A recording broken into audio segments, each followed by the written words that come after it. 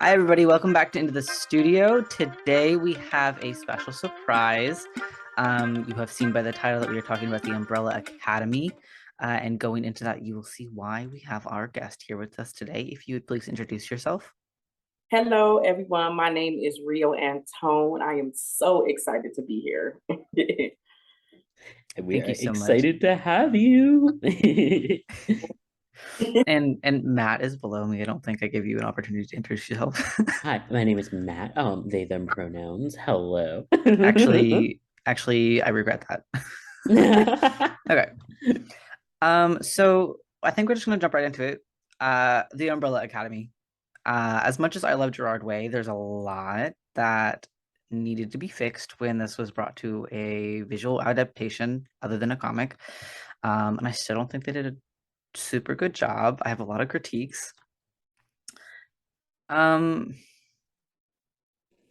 so as much as I love him, I didn't know that he wrote a full-on comic. I also didn't know that it got a Netflix adaptation until Or decided to make me watch the whole thing with them. I mean, yeah, because like Gerard Way, emo. I was an emo kid. I read the entirety of the Umbrella Academy comics. And like as much as the Netflix adaptation, like I enjoyed watching, I also have some things to touch upon.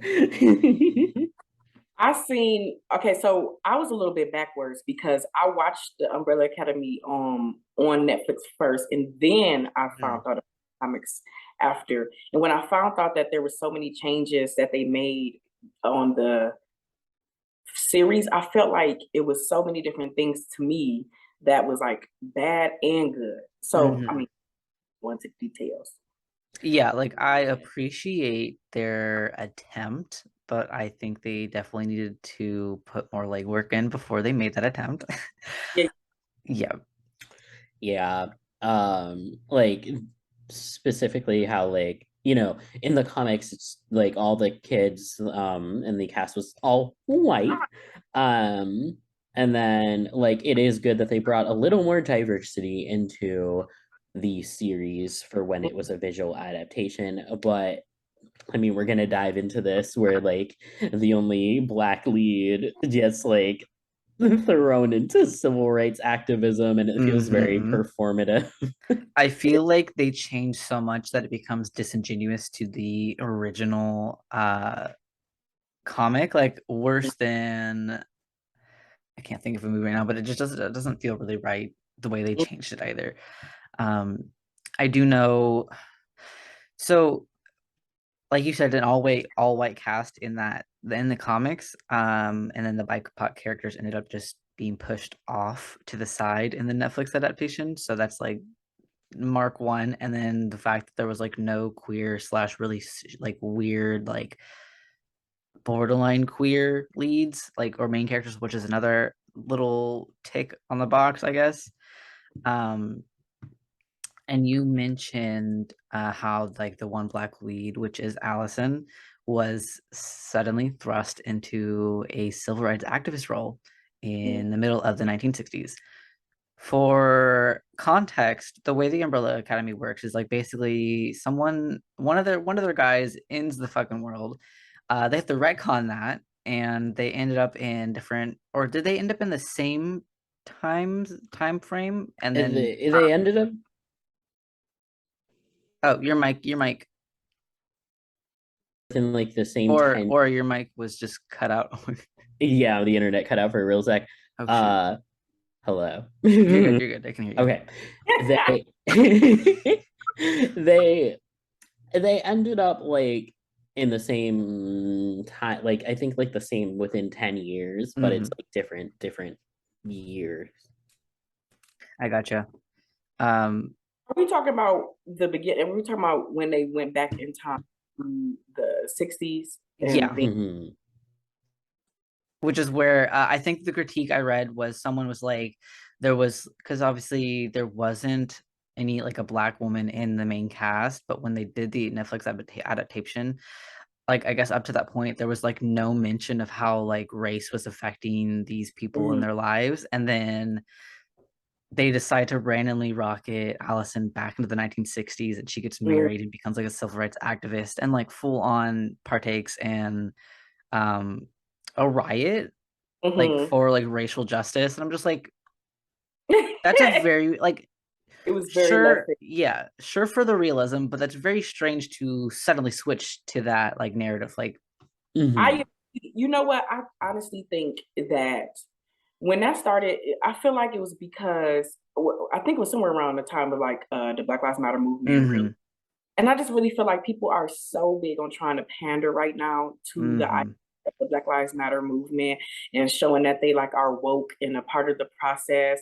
And I just think that the idea of wanting to be woke actually causes you to look more fake because Mhm. like you are not doing it from a place that seems like it's genuine.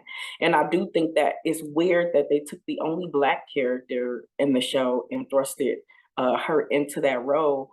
If they was to do something like that, it would have been better if they would have did it with like more of the characters actually showing some kind of like multitude of involvement from the Mm-hmm. current time period to present, leading to like how because they got a big old family melting pot of Yeah, different cultures, and if they all was in this kind of like situation in some format or other ones of the family was in that situation, it would have showcased a little bit more validity instead of just saying like, "Oh, we're recognizing that Black people went through stuff." That's what it was given. It was given. yeah, yeah. One of the critics was, Let's yeah. make sure we showcase that we care about Black people. What the Mm. heck? The way they also Yeah. did that is like none of her family like provided her any support whatsoever. And there was also some people, it's like, I believe Lila is South Asian and Diego is literally Latino, so or Latino. Where's my notes? Yeah, yeah, Latino. So it's just like the fact that there was multiple people of color added into the series, and then they provided her no support while she was like literally. It's giving affirmative fire. Mhm. Mhm, mhm. Yeah.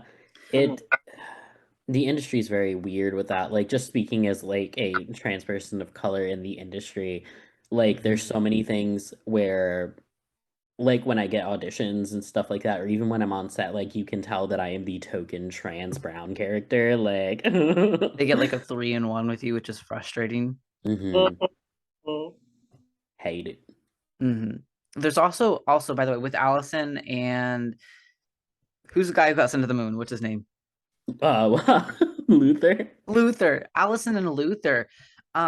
This is gonna tie into like the queer romance that we're seeing, but literally Allison and Luther had more screen time with their weird ancestral incest like what was going on with that?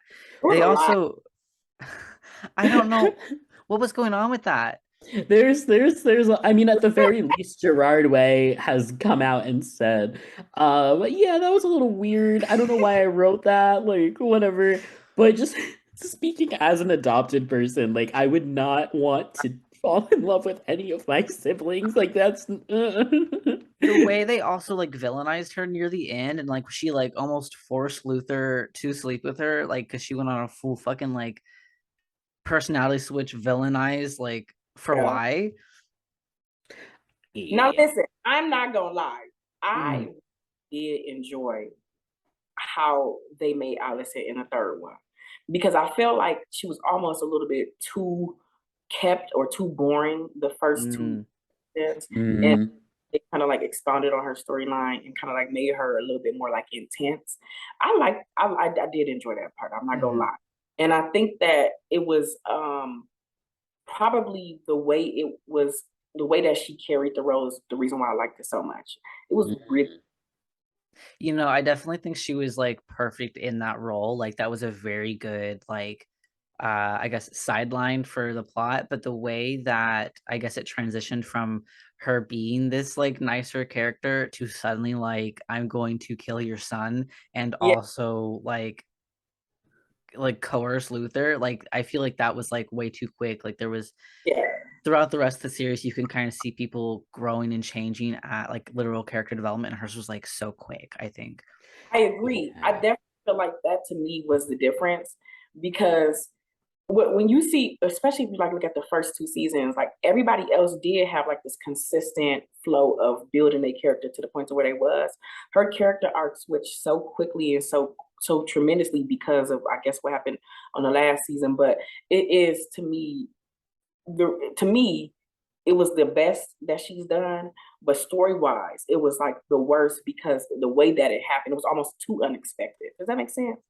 Yeah, I agree with that. And like I feel like a lot of things in the third season felt really sped up. Like for example, Victor's transition, like that felt way too quick, like just slid into it. And like I was just like this is kind of unrealistic. Like I'm glad that he has like an acceptance and all that. Like it's not like a trauma porn vibe, but like there needed to be more substance. It needed to be more relevant into like you're telling me that he finally found out who he was. Great, fantastic, transitioned, got the hair chop, and then it really doesn't affect him at all or anything else.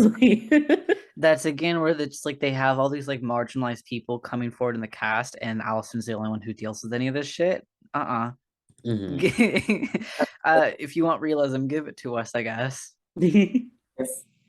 I agree. And I also think that to me, it's like the idea of you can almost tell that it was not nobody of trans experience probably writing on this script because it was really the idea, oh, this is what it's supposed to look like. We were just all just supposed to be like one big happy family. Victor comes out and everybody be like, oh, okay, great. Anyways, but that's not really the reality of it. And I do think that showing some levity would have been a little bit more realistic, even if it was like one or two kind of like being a little bit more like, like not understanding it, not grasping it, and then maybe an episode or two in having a deep conversation about it that allows it to have more levity. And I think that they did that, and it was like you said, like a hack job. It's like kind of rushed. And, Yeah. You go. The breath. I feel like when it comes to Victor, like I'm sure they probably consulted Elliot on some stuff, but like it's it really genuinely like bothers me that they could have gone a direction where yes, full of acceptance by like his family and all that, but like there needs to be more sustenance. Like maybe have a moment where he feels kind of like I don't know, just like struggling a little bit with like being freshly new trans and out, or like I don't know, like just something that gives it a little bit more than the surface layer. And I'm just like, please, like, don't give me the crumbs of trans rep. Just give me the whole damn meal. exactly. I really, really feel, yeah, I really, really feel like it was like done for the sake of Elliot and not for the sake of plot. Like, Yeah. I know a lot of trans people, like, as an actor, like, I'm not a big actor. I've done very little things, but like, when when I'm an actor, I'm fully capable and able and willing to do like a pre-transition, post-transition thing. Like most trans people are into that, especially with Elliot being so brand new to being trans. Like I'm sure he wouldn't have minded doing that transition like on screen for the character for Victor, because that would have added so much more like realness. I also feel like it was also a little confusing to people who may not even understand fully, still not have that education of what trans is. Because the way that it looked on the show is that like he got a haircut and everything else. Mhm. Basically, yeah. Like, what the fuck? That is not. Yeah. I'm sorry. Can we cuss on here? Because I'm over here cussing and shit. I mean, Yes, we can cuss. We You can cuss. good? I'm sorry. No, you're good. You're good. Okay. It does seem like whenever me or make a noise or talk, it seems like your audio is cutting out a little bit. Oh, is it cutting out? A little bit, yeah. How do I fix it? I don't Do know what you to do. have like earbuds you could put in that might help fix it if it's like an echoing issue? I might have some. Let me go ahead and see. Okay. We can also just work on muting when we aren't speaking, like me or if that helps. Well, all the sounds coming through to my headphones, not through my computer. I know, but when it comes through their computer, then it'll. Oh, okay. Want to see? Do we want to see if we can do it that way? And then if it still doesn't work, I'll go and see if I can get some headphones right quick. Yeah, let's do Yeah. that. Okay, so we'll just mute when we are speaking. Yep. Okay. Where were we? I want to talk about Diego and Lila. I Okay. love them. They're problematic, my problematic favorite characters.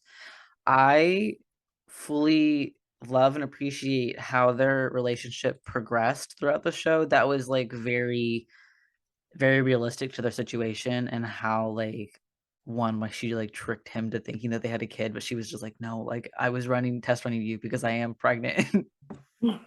I love them. I love how the relationship progressed. I loved how they both grew as characters through that and like in the series, but like I like their character development too. Diego quickly became one of my favorite characters in the entire series. I think it was the personality for me. And aside from that, I definitely think that the idea of the son coming in was a good play on the issues with the daddy issues that all of them had, especially Diego with this like fierce independent. I'm trying to prove my point of fierceness, and then being a dad, you could see in this season he was like extremely soft and just more fun loving and goofy. And Delilah's her name, right? Delilah really brought that or out. Lila without the D. It's like Delilah, Li. Yeah. Lila hold the dove. Yeah, I nah, that's all I can say. I just love them both. I love the characters. I do want to say Lila does not get very good cards though. She goes through a lot, so it's like understandable the way she's acting the way she is, and why she absolutely ran him. They both have very bad mommy daddy issues. And I appreciate the kid that she brought in. It didn't seem, because I've seen a lot of storylines do that where it seems almost manipulative on the woman's part, but it seemed very much so she was worried, and the kid was just like fully like, yeah, I know what's happening. Yes. Yeah. That's the thing, is like there was depth. Like there was like you can understand where Lila was coming from. You can understand her trauma. You can understand Diego's trauma. And it worked well together in the sense that like one, it was entertaining to watch. But it felt really authentic, and their chemistry together worked really well. I agree. You know what? Can we just talk about the elephant in the room? I am still like, I don't remember anybody explaining, like, or having no closure about how the sun just like dissipated into air before they went into that room. Nobody spoke on that after that. No. Yeah. I it makes me uncomfortable. Yeah. I was He, like, yeah, what? he What? vanished. Nobody ever brought it back up. Nobody ever was like, yeah, we miss him. I don't know. It Mhm. was like where I know that they found out that that wasn't his son. Spoiler for anybody who hasn't seen it. Oh But yeah, there's big spoiler warning on every episode, just plastered spoilers. okay. So I don't know. I was just very much like a little taken aback by that part because I was like, we didn't grew to like this little boy, Hmm. and all of a sudden he just like dissipated into dust. It was given very much Avengers. Yeah, the way they brought him in his fucking like side plot where his like mom is like constantly out doing drugs, like playing with bands, hooking up with people in their apartment, and like Lila's just babysitting him.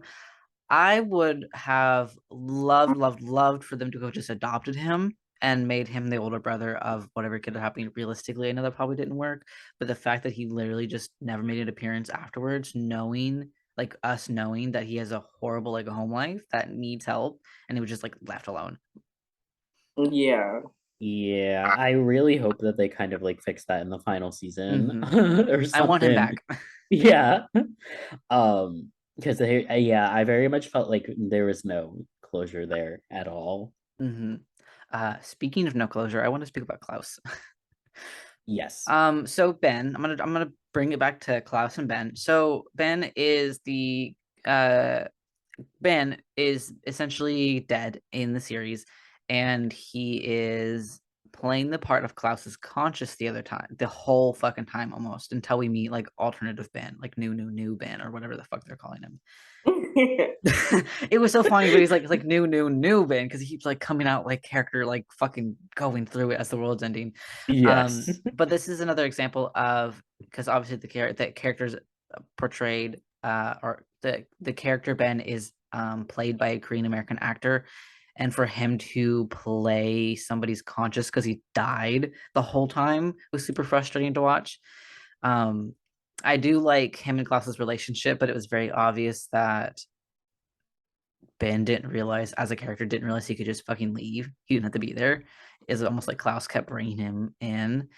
Um, Klaus is a character himself. Was initially never gay, never dated a man named Dave, never met in Vietnam with this guy. From what I understand, like people who were writing the Netflix series were like, the show's not going to be diverse enough, so we have to change this. Yeah, I like on one hand I appreciate them not just making it a cishet white cast. Mhm. Like I appreciate them doing that. Yeah, trying at I least. but I feel like again this circles back to things that I say like pretty much every episode is there needs to be more queer writers in the room. And I don't know in particular if there was any queer writers in the room for Umbrella Academy. There could be, and I'm just not aware of it. But They have two separate like queer cast members, like as far as I'm aware. So Klaus is played by Robert, which is I want to say gender queer. I don't. It's on my notes somewhere.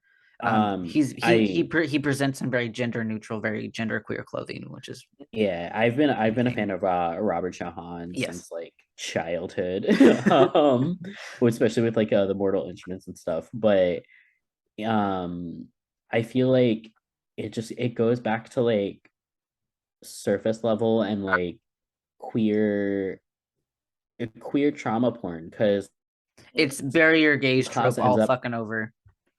Klaus ends up like being super traumatized and turning to drugs because of it and all that, which is understandable. But then like you're gonna kill off his boyfriend that he met in Vietnam when he had like blipped back, and like you're really gonna make him go through more shit like that when it's not even canon in the comics in the first place. Like I want to know the thought process that happened behind that. I know, like Dave. We literally meet him for like it's I'm bringing this back to Allison because it has like a parallel. The way we got to know and love Raymond, which is Allison's husband, Dave had like 10 lines in the entire like 2 or 3 episodes we saw him in. He was still only used as an object of the plot and as a reason for Klaus to get sober. I agree. I definitely don't feel like there was a real depth to the relationship status of Klaus and Dave. Because when I was watching that season, it almost did seem like it was kind of like a quick situation going on. And I feel like even though that was the whole plot for the whole season for Klaus, it still felt very kind of like I don't know, empty almost. And I think that when you look at any of the other character developments with the person that they're with, you can see this like true in-depth like energy. Even on the third season with is it Ben? No, not Ben, the big one with the Luther and Mhm. uh the sister from the other gang. They like had even like a big build up of how they were going to, it just didn't seem equally yoked. And I felt like once again it was just almost the idea of pandering to the to fitting it into the narrative, but not trying to make it a big part of the narrative. And it's unfair. Yeah. Oh, or you were like typing in the script right now. Hold on. My bad. I tried to press space for the microphone. It was on the wrong screen. Yeah. What I do appreciate about Klaus's character is the actor Robert. He was allowed to help shape the narrative and influence Klaus as a character to help him feel more organic. And I feel like Klaus himself was a very organic character, and it's probably due to the person who played him having a say in how he acted. Because Robert helped model Klaus's self-expression in the series, like the clothes he wears and stuff like that. But I'm gonna assume Robert didn't have any say in how like the gay romance went down. The problems we do have with that though is this adult like consensual adult relationship between two men had like not even a quarter of the screen time as Luther and Allison had, which is like you said, like earlier, Gerardo was like, that was kind of like strange. Don't know why I did that. But like Netflix, if you're gonna change something, do it better. Actually add some depth into it so that way we can actually truly get to enjoy the new vibe that you're putting out. Now Robert Sheehan, when Robert did this role, I don't know if y'all ever seen Misfits, but it was literally to me Yes. 2.0. And I was like, yes, it's a vibe. I just think that Robert has that ability to kind of like play multiple levels of people. And even I'm like I said, I don't know if Robert is specifically queer.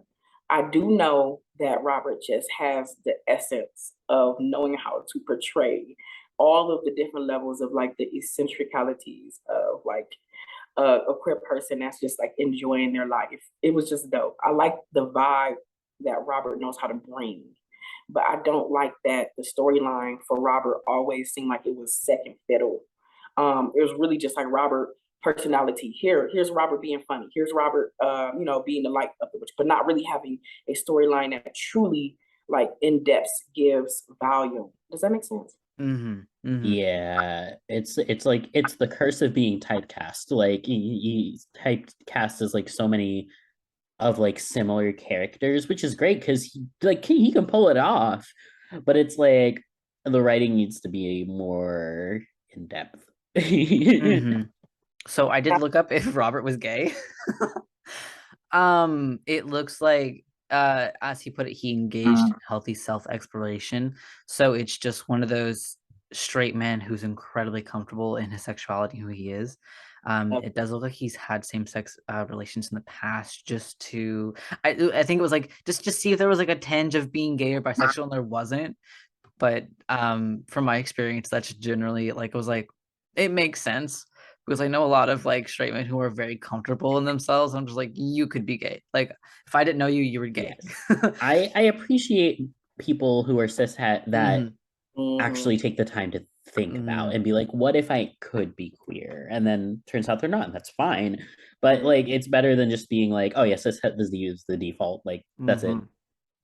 Which to me, absolutely every human should actually be doing. Like, I truly think that we should just like take out the idea of like, oh, this is just what it's always been. You will never know until you experience it, or at least put yourself in an available space to be open to experiencing it if it comes to you. Yeah, but I definitely Absolutely. just, chef's kiss. So as we how many minutes do we have left? 5 minutes, 35 seconds. It We says on can the top. finish this. We're almost at the end. Or we'll just start a new thing for like a separate recording for like the mini interview, because that makes sense. Yeah. Okay. So, like, of course, the writers for Netflix weren't obliged to put any of this in. They didn't need like a black or other BIPOC characters in the series. They didn't have to put queer or trans characters in the series, but they did. Um, well, I appreciate their attempt. I don't think I have to be thankful for subpar representation. Um, the way that I feel like a lot of these characters were written was tokenizing, Mhm. and or like it just felt unimportant when in reality they were sent back into a time where a majority of these things, if not all these things, would have gotten them seriously hurt. And the only one who really faced consequences for who they were was Allison, which I felt was very unbalanced. Um, so my little line up here is like the comics were written in 2007, but they had a lot of time from then until 2019 when the series was released on Netflix to do better. And they didn't. I don't think so. I I think. definitely, I'm sorry. Oh no, go ahead. Oh, I definitely think that in my head. Exactly. I was just basically honestly like just piggybacking off what you're saying. I do think that to me, them having a valiant effort of wanting to put in different characters and character arcs to model after what today looks like is dope. I think that it comes with a sense of responsibility though, because if you're going to do it correctly, or face the judgment of like literally not being able to truly give what is necessary. Because other than that, it just looks like we said tokenization and looks like you're just trying to like check a box. And I think that in some of the parts, it was definitely given a checkbox energy because they did not know how to tell the story from a perspective that was true and altruistic, even though majority of social media is like low-key praising them for having this diverse format is weird. Which kind of just goes to show how a lot of people, even though we're in this time period, still think that, oh, because they see your face that they're doing great. No, it's the way you tell the story as well. So you need to tell it in a way that genuinely gives a breath to this character. Yeah. 100%. Yes. I feel like that's an issue with a lot of media that's being portrayed now. Is like it's very much so we know of these things, but we don't know them. We don't know about them. I think I'm going to slide this into the little history lesson segment. So with all of this in mind, I want to use this as an opportunity to try and educate some folks on the general lack of good representation in the media.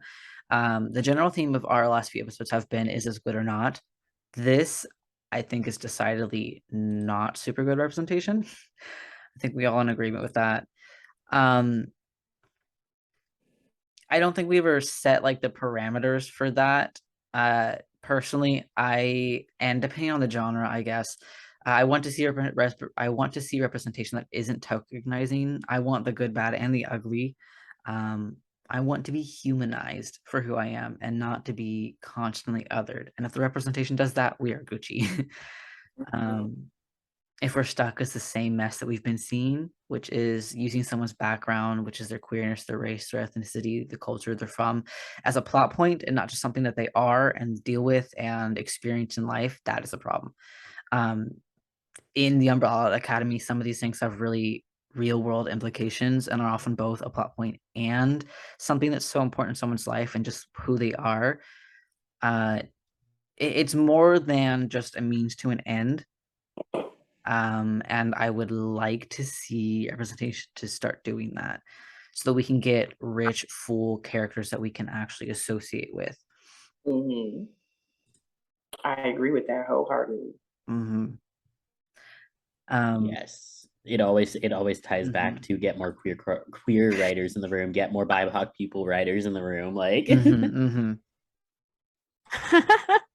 there we go. Okay, thank you for that. Okay, so when you think of a non-white character, a non like cis hat character, bring one of those to your mind. Bring like this collection of characters to your mind that fit the description.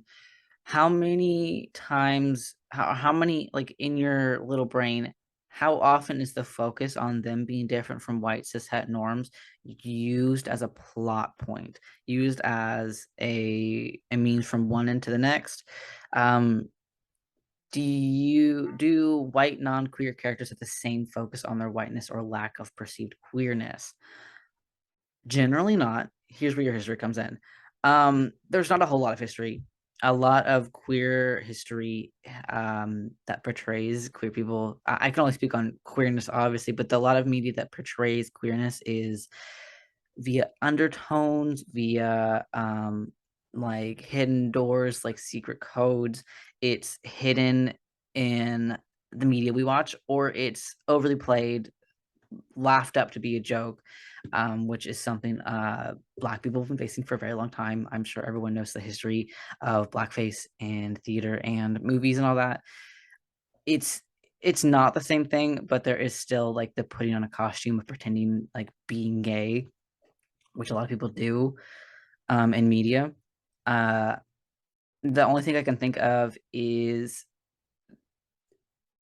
pre-World War II, no, post-war, World War, one of them, I'm assuming the second, there was a string of movies in Germany that were, when censorship was lessened after the war, there was a string of movies that portrayed queer characters in queer relationships that was like not censored, which is I think all I found at the time I looked for it.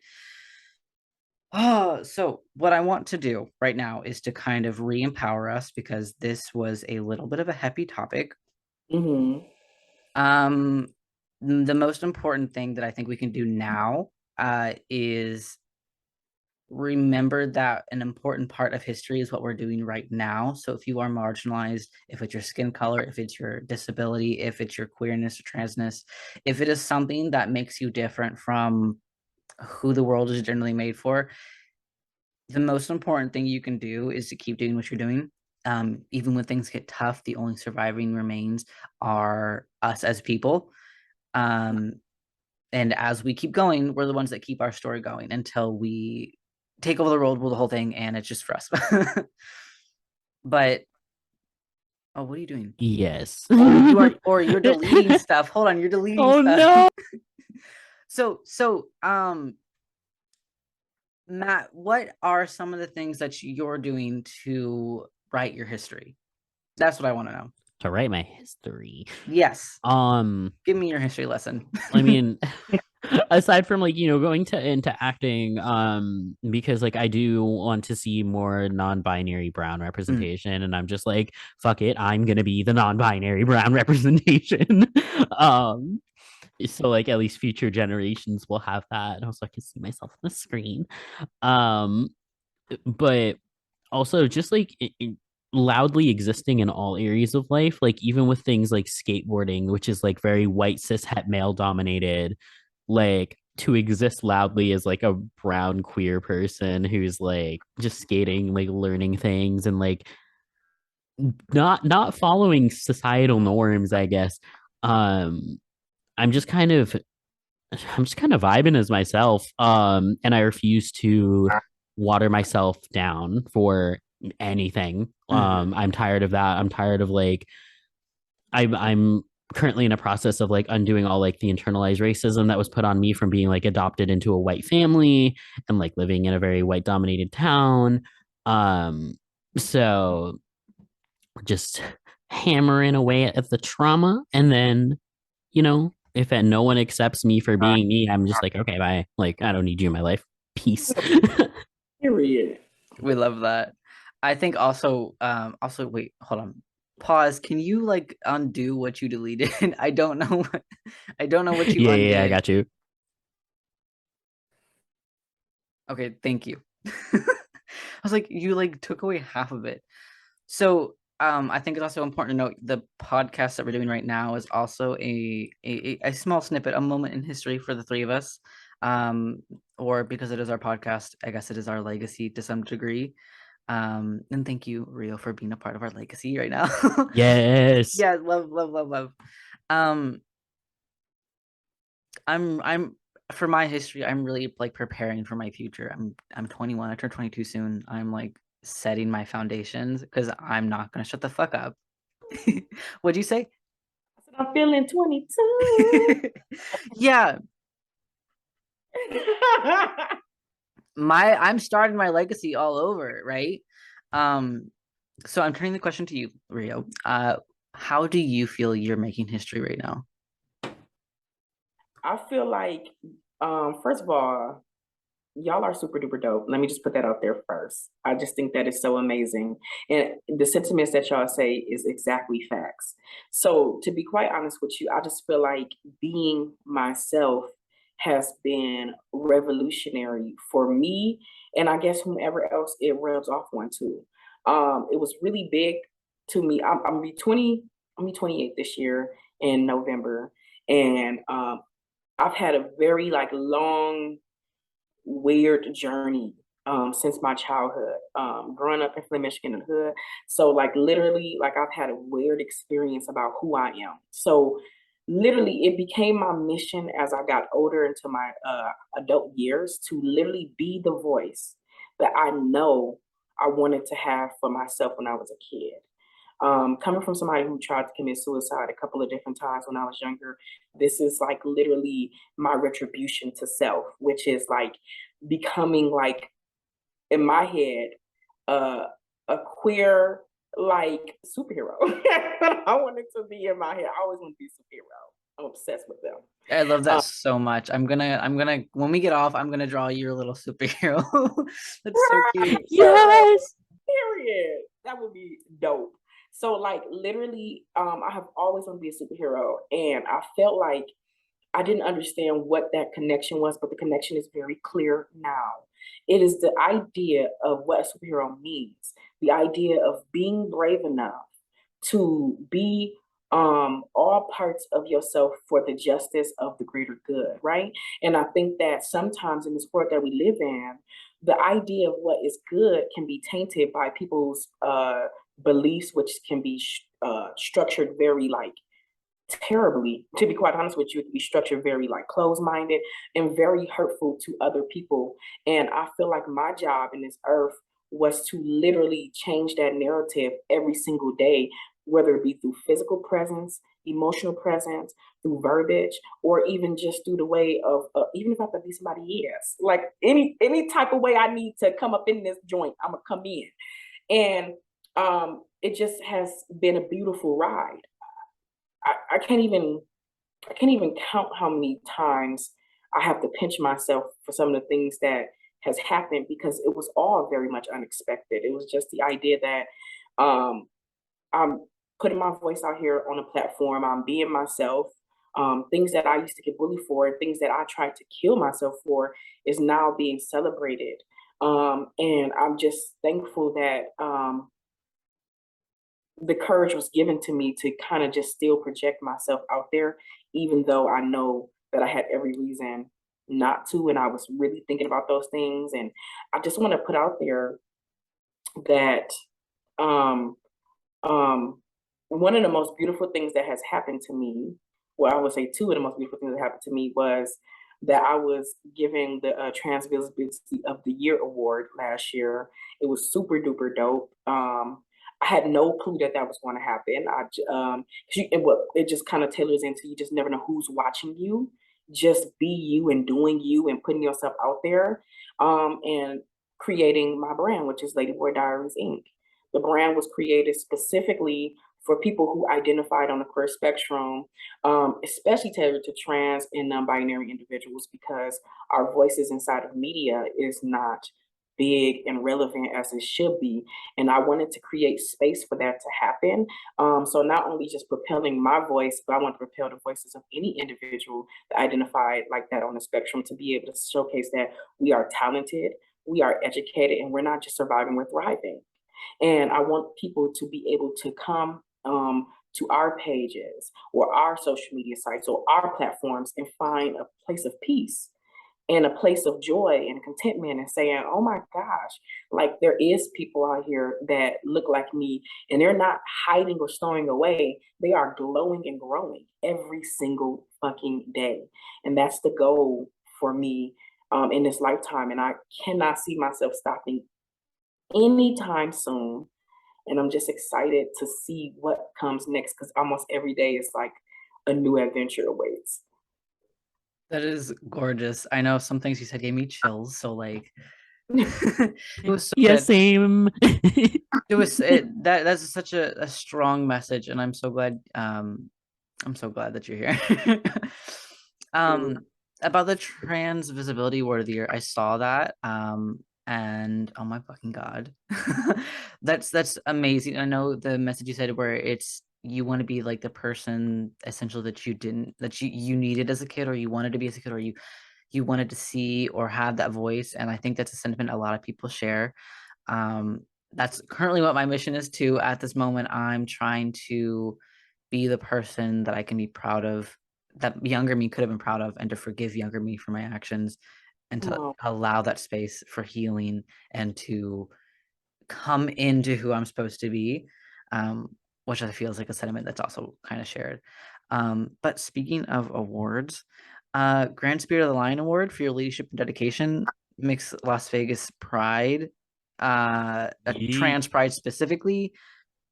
You were even on your fucking local news for the first annual Pride panel like that they had, which was, I think, okay, local news. You said Flint, Michigan. That's where it was, right? no, Las Vegas, Nevada. Oh, Las Vegas. Oh yeah, because it was right under. Sorry, my notes are like mixing me up. I'm sorry. No. I wrote the note. It's my fault. I can't read my own thing.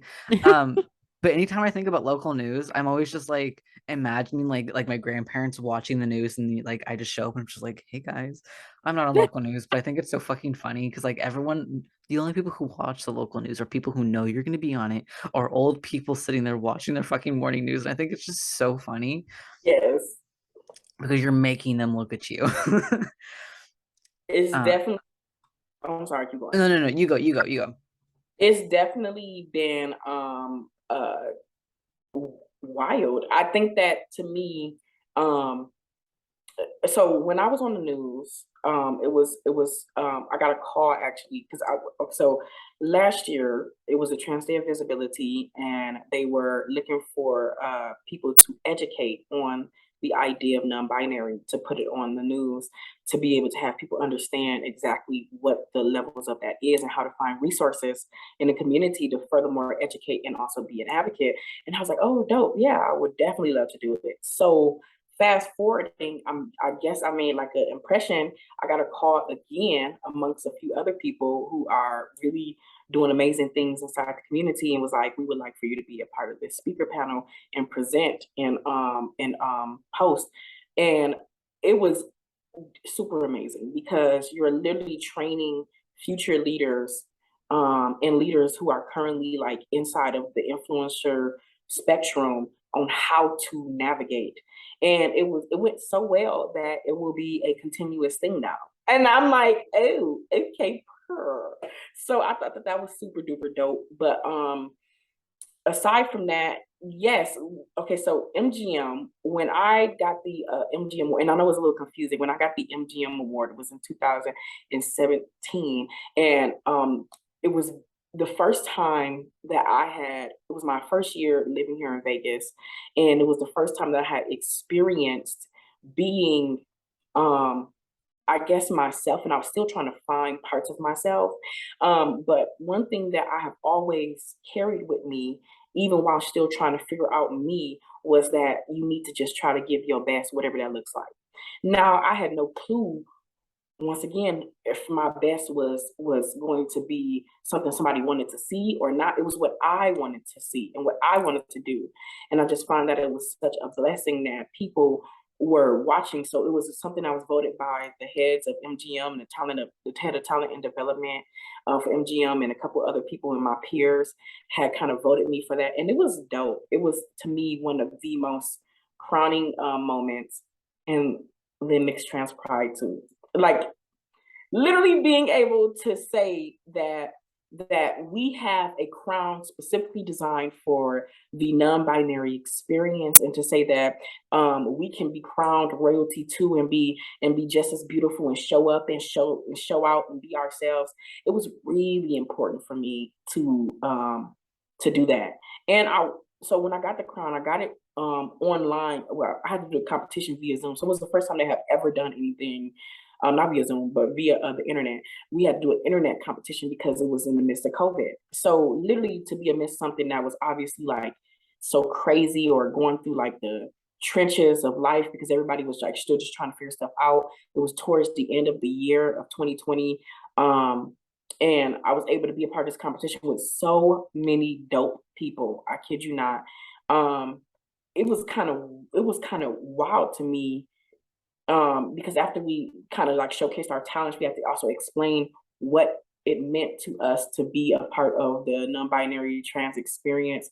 And for me, I was just kind of just like putting it all out there on the line. And it was a voting process. Now, I have like voting phobia. Okay, like I just don't like to be that person where I'd be like, hey, like vote for me, and then like, just, I don't know, I just don't like to put myself in those situations, which is why I had never done it before.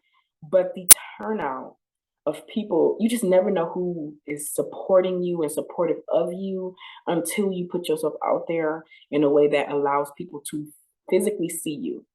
Now, it does not negate the fact that I have had hate comments, and I've had death threats, and I've had people on an everyday basis usually try to come for me. But the amount of love I've received outweighs any heckler that has ever came in my path. And I would not change anything about me for a split second. I am living out loud and I'm living bright. And it's only up from here, per. So, yeah. Yeah, no, absolutely. Yes. I think a sentiment you shared, because I was watching your TikTok before this. Um, like your most recent TikTok, you said something like you're taking your power back from those who didn't deserve it. And I feel like that's very much so. You put yourself out on the line. I feel like that follows the same thing because you said you'd vote info, but you were afraid to put yourself out for it's like being voted in for something. I know that can have a lot, that can have a lot of like detrimental side effects to your self-worth if you aren't voted high enough or stuff like that, because people are like literally voting you number one non-binary. But the sentiment you had shared was literally taking your power back from those who didn't deserve it, and that's the phrase that um I've wrapped into my own spiritual practice specifically, where it's my energy, the things I'm putting out to the world, the things I'm fishing for. If I'm fishing into a pond with nasty comments in it, I'm only going to bring bad vibes back to me. So Um, when you put yourself out for success, you're going to keep reeling in success. Come on. You better um, talk. Talk. well, I'm really glad we share that same sentiment because I know, especially with a lot of queer people or a lot of other marginalized identities, when they're gaining more public light, like you said, you're going to get death threats, you're going to get like people trying to dox you and stuff like that, where it's like all these awful people are going to keep coming for you, but if you keep giving them your energy, they're going to keep responding to your comments because you're giving them attention, you're going to give them out your energy. Yeah. And I feel like that's God. always, oh So, yeah, or you want to share that? When I was a kid, like I did a lot of The like baby. trans YouTube stuff, and I got posted to 4chan and I got doxxed and I got hate mail, like physical mail sent to my address with like death threats and stuff. And then I've continued and I still kind of do get like death threats in my DMs because they're like calling me the T slur and like all this other gross stuff. And so I I I feel like I was forced to learn really quickly, like just give your energy to your supporters. Like you don't have to fight everyone in your comment section. You don't have to prove anything. You can just vibe, be with who actually uplifts you, and just yeah. I absolutely agree with that. I think that that to me, and y'all are so right. Yeah, the energy you put out is what you receive, and I think that the only thing that I want to have returning back to me is positive vibes. So, like, my goal has always been to overshadow the negativity with the positivity. And I think that it was probably the best thing that ever happened to me because when I did create TikTok and the first one of the first posts that did go and get a lot of attraction, and I got these comments. That was one of my first times getting it on such a high velocity level that for the first day I was like, oh my gosh, I was like, let me not get on this motherfucking app. But then I got back on it and I started to see people were in my inbox and was on the comments. It was like, you've helped me uh come out to my family, or you've helped me understand my grandchild, blah blah blah. Stuff like that let me know that the mission is so much bigger than what it is. But it would have been easy to build content around me just clap back. And now don't get me twisted. I will clap back every now and then because I feel like a good clap back kind of sets the tone for letting people know I ain't the one, period, per. But at the same time, I developed my content strictly around the energy of joy and enlightenment and empowerment, because the reality of it is that we need that. We already know what it feels like to be diminished, to feel sad, to feel upset and pissed off, to feel like we need to fight. I want people to know what it feels like to be empowered, to know that fuck these hoes and live your damn life. Shit. And I feel like that's the vibe, and that's the vibe that I want to continuously put out. But I like to be real about it too. So when I have my moments of sadness or just recanting or wanting to kind of like just kind of be more recluse, I'll be honest about that too, because the reality is we are human. So I just think that putting humanism into the idea of the non-binary and trans experience is what my duty is as I continue to grow and glow in my own way. And I implore people to always do the same. So anybody who come on my page, I want to root for you like a cheerleader, just like you're rooting for me. It's the idea that we in this together. If I eat, you eat. We all eating. So I think that that to me is how you change the narrative instead of being like, oh, you're the one who's doing it or you're the only one doing it. In my head, it's like, Peter Parker, Ben Parker, with great power comes great responsibility. You know, it's like the idea that if you have been gifted with the ability to be able to speak or to tell a story or to help assist somebody in change, your job or your duty is to help push that narrative forward. And I'm going to utilize every inch of me to do that at all times. And I don't care who gets sick of the shit. I appreciate that so much. I know you literally said it as I was thinking it, putting humanizing the trans experience again. Um, I feel like especially when it comes to like being multiply marginalized, people are going to look at you as an educational resource because you're like, oh, you have all of these boxes ticked. You can tell me about all three of them or something like that. And it's like not the case, reminding people that we're still just people and we're not getting paid to educate all the time. Like your TikTok's free. No one's paying for that service. I don't think you're getting paid to make TikToks. Mm. But this is going to tie into like your makeup and you run your own podcast, makeup masterclass, and like all this other stuff. And I know this is going to be kind of a longer episode, so I'm prepared to go into it a little bit. But like you have like these very real moments where you were talking about your self-worth recently on your TikTok, but like through your other social media, you have all these achievements that you've done, your literal podcast that you're running, like the makeup you're doing, and like you're turning yourself into funny little characters. Like I literally saw the TikTok of you turned yourself into Shrek. What like in like it's Shrek. it's I hate Shrek. Um but the way you're mixing those in together, I obviously, because I'm queer, I'm gonna understand that it's just you having a TikTok page and also having to tell people who you are, explain because people are gonna be dumbasses. But it is so organic and genuine to you as a person that I'm always super happy when people mix in those things because it's like, yeah, you have to educate, but putting that boundary in that you're not always an educator and that you're a human first is like so important for me to see when I'm like seeing queer content creators because I get burnt out looking at people who are only doing education. So I think I it's just really important. agree. I definitely think that a lot of people, first of all, in general, like I want people to realize that's one of the reasons why I created the Ladyboy Diaries brand was because I wanted people to not marginalize me as an educator alone. I wanted people to understand that. First of all, I got a bomb ass personality. I think I'm pretty motherfucking cute and I'm fucking talented. So I just happen to be somebody who's non-binary. And I think that because the non-binary is a conversation that is definitely necessary because that's the first thing we are visual creatures. People see things first and then ingest information second. I have to be armed with knowing how to educate people because I want them to see me for my talents. So, yes, when people meet me, the first thing that they obviously want to know is, well, I say Skippy, what is this, this, and third? It almost becomes an elevator speech like, well, I am non binary, blah, blah, blah, that's in the third. I don't mind educating you about that part. But also, like, bitch, I can sing. Here, look at this. Here, boom, boom, da da da da da. Bitch, you want to book me?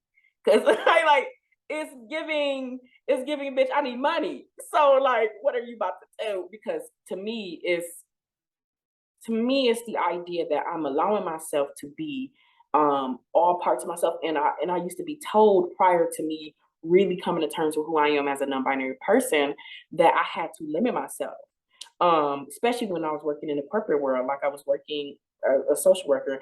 And I kid you not, like I was told by one of my supervisors, pulled me in office one day and was like, you are so great. People really like you, your personality, the clients is in love with you.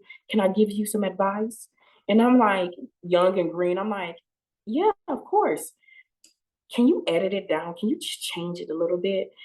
And I was so taken aback because in my head you just told me all of these things about me that you thought was great, and you're telling me to edit myself down. And I said, well, what do you mean?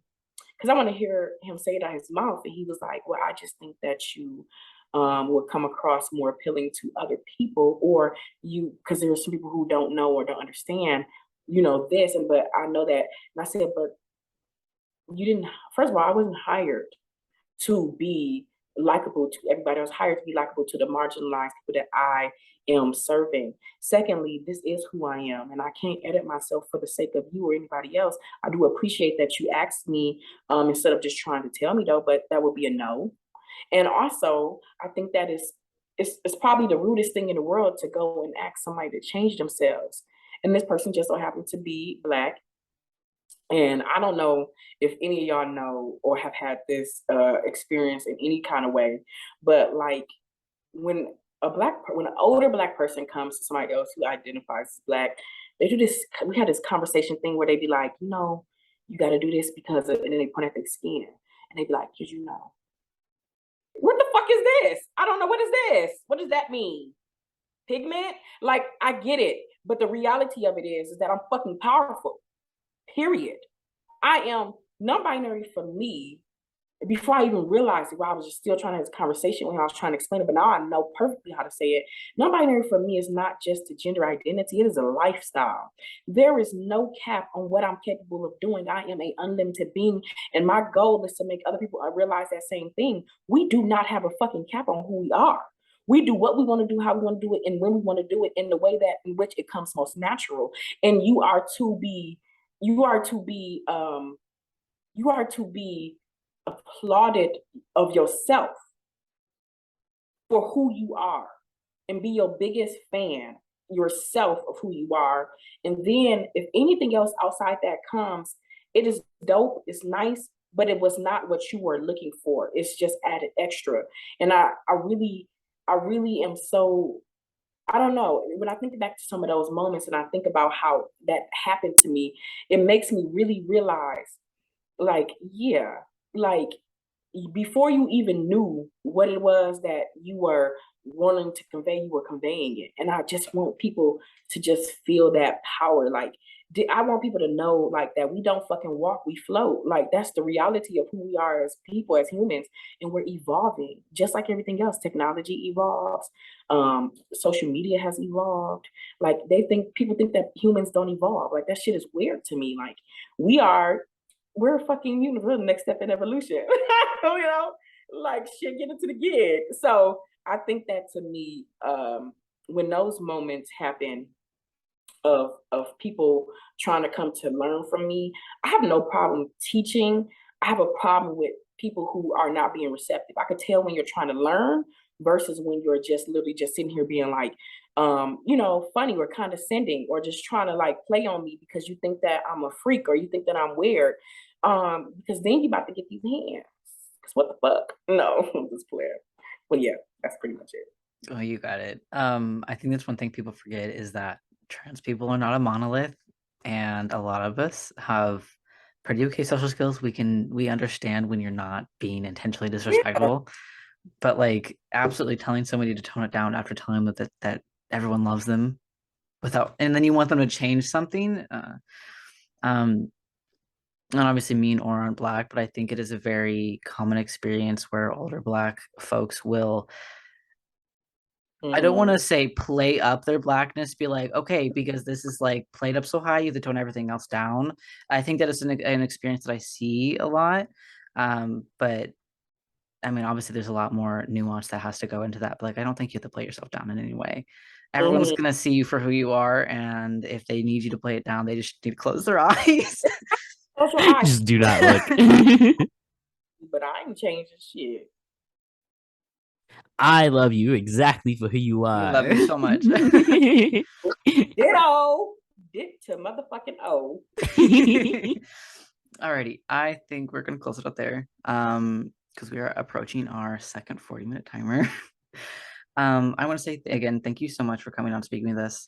Yeah. Thank you so much for sharing how you feel like you're making history, and I hope that you continue to make history, and I want to see you in our local news. Yeah. I'm so caught up on that. I think local news is so funny. It's such like a an amazing like lower tier achievement that like I'm blown away by. It's not even like lower tier, like it's like less worth, but it's like a lower scale, like a smaller scale. Yeah, yeah. What But you like saying? National news now. That's national news, I want you on national news. one of um these days, child. One of one these of these days. days, tomorrow. Oh, But yeah. I'm gonna say, Today. yeah, today actually, after this we have a booking now. Thank you so much. And I guess share where we can reach you. Anywhere, anything you want to plug, just let us know right here. thank you. I appreciate it. Thank y'all for letting me be here and share this voice and speaker head with y'all. Like, y'all are super duper dope. I love what y'all are doing, and I love that y'all are continuously allowing to push the narrative of humanizing the non-binary and trans experience and just the queer experience in overall. And I'm just excited, and I hope that y'all will have me back one day soon. Absolutely, Yeah. absolutely. I know we're not even halfway through the second season, but I'm already looking to third. Season, but yes. Alrighty, and then you can find us at our normal podcasting accounts.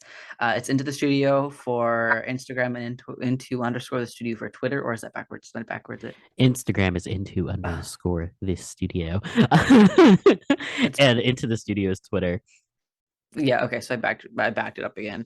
And we can find our friend here, Rio, at Period Podcasting, which is period with a T, and then Ladyboy Beauty, and then also your regular Instagram, I think is just your name, right? All my social guys aside from Ladyboy Diaries, which is Ladyboy Diaries Inc., which is my main page for all things centering around my brand itself, and the Period Podcasting to keep up with new episodes, which will be preparing the end of next month. And on all other platforms. Sweet. Alrighty, and then we will close out here. All right, thank you. Bye. Bye. Stuff like that let me know that the mission is so much bigger